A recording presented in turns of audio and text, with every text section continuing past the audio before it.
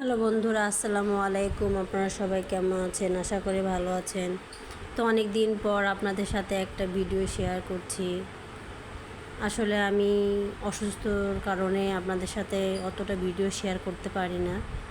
তো যখন যতটুকু পারি অতটুকুই আপনাদের সাথে শেয়ার করি। তো আমার বাবার বাসায় আমি আর কি বেড়াতে গিয়েছিলাম। তো আমার আম্মু যেহেতু চাকরি করে, সকালবেলায় আমার বাবা ভাই বোন সবাই বাসায় ছিল, তো ওদেরকে একটু নাস্তা বানিয়ে খাওয়ালাম সকালে। আর আমার আব্বু রুটি খুব পছন্দ করে, তার জন্য রুটি আর একটু সুজি রান্না করে নিয়েছি। আর আসলে আগের রাত্রের মাংসের তরকারিও ছিল। তো এদিকে আমি রুটিটা ভেজে নিয়ে তারপর সুজিটা রান্না করে নিলাম। আপনাদের সাথে ফুল ভিডিওটা আমার শেয়ার করতে পারিনি আপনাদের সাথে আমি। তো সকালে নাস্তা খেয়ে তারপরে বিকেলে আমার আম্মু বলছিল আমার মাংস পিঠা খেতে ইচ্ছে করছে। তো ভাবলাম আমার মা তো বেশি কিছু আবদার করেনি, অনেক বড় ছোট একটু আবদার করেছে। তো ভাবলাম ওনার আবদারটুকু আমি রাখি আর কি। তো আমার মা যেহেতু মাংস পিঠা খেতে চেয়েছিল, তো এদিকে আমি মাংসটা সিদ্ধ দিয়ে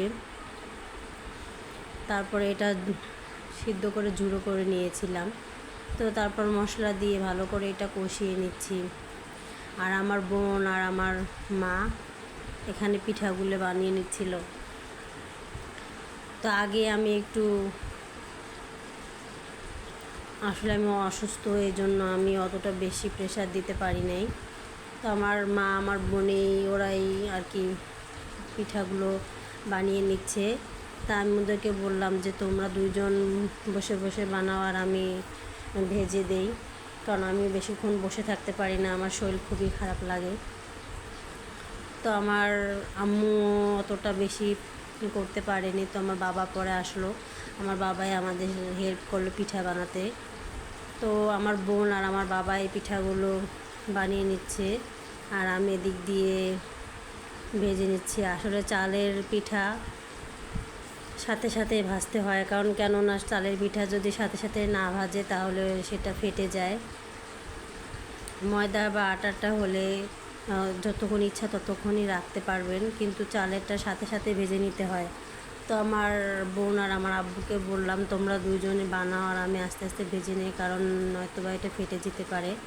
আসলে অনেক পিঠা নষ্ট হয়ে গিয়েছে, প্রথমে কিছু বানিয়েছিল তো সেগুলো নষ্ট হয়ে গিয়েছে। তো আমি কথা বলতে বলতে দেখেন আমার পিঠাগুলো সব ভাজা হয়ে গেছে। আসলে এই যে বাটিগুলো দেখতেছেন এগুলো হচ্ছে আমার বোনের হাজব্যান্ড আর আমার হাজব্যান্ডের জন্য আমার আম্মু আলাদা করে রেখেছে। যেহেতু আমরা দুই বোন গেছি, আমাদের হাজব্যান্ডরা যায়নি, এই জন্য এদের দুইজনের জন্য আলাদা করে রেখে দিয়েছিল। আর এই প্লেটে আমার বাবাকে আর আমার ছোট বোন মানে ভাগ্নাকে আর কি খেতে দিলাম। তো ওরা এখানে বসে খেয়ে নিচ্ছিল।